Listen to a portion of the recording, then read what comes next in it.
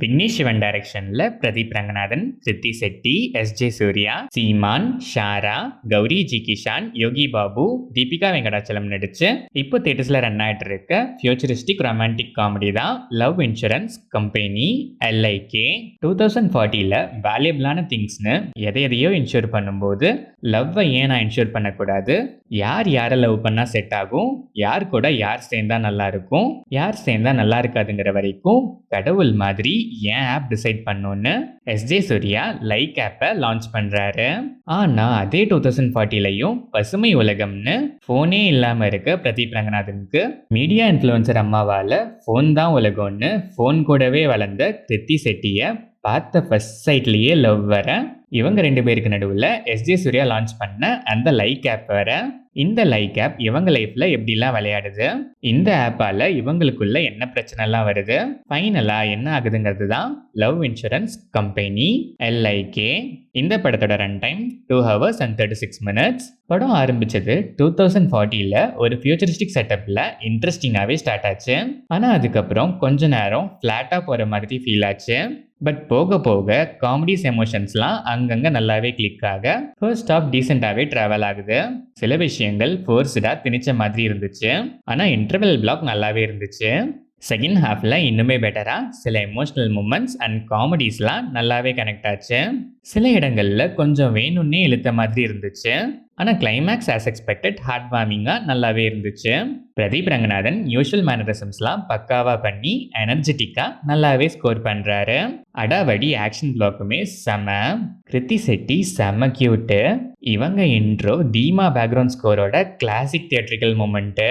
ஃபைனலாக ஒரு நல்ல ஸ்கோப் இருக்க ரோல் அதை நல்லா யூட்டிலைஸ் பண்ணி நல்லாவே பெர்ஃபார்ம் பண்ணியிருக்காங்க.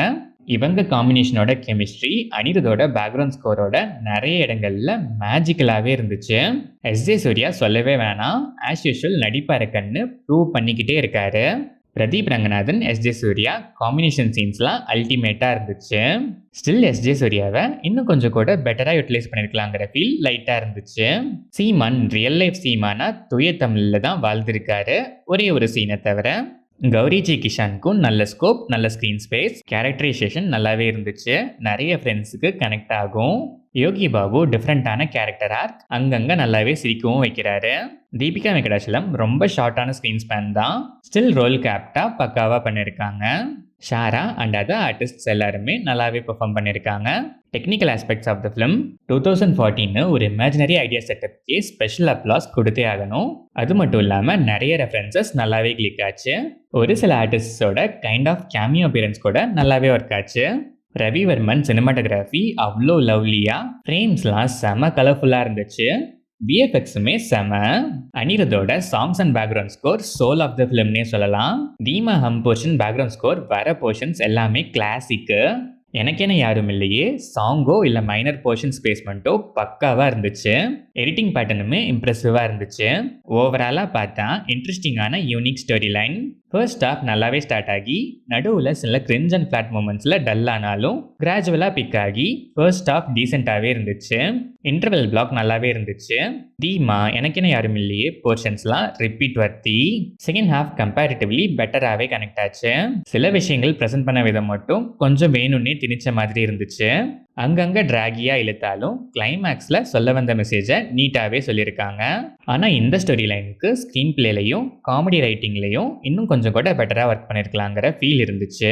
ஸ்டில் டெஃபினட்டாக டீசெண்டான ஒரு யூனிக் அட்டம் தான் இந்த love insurance company LIK. Romcom lovers கண்டிப்பாக ஒன்ஸ் இன்ஷூர் பண்ணிக்கலாம்.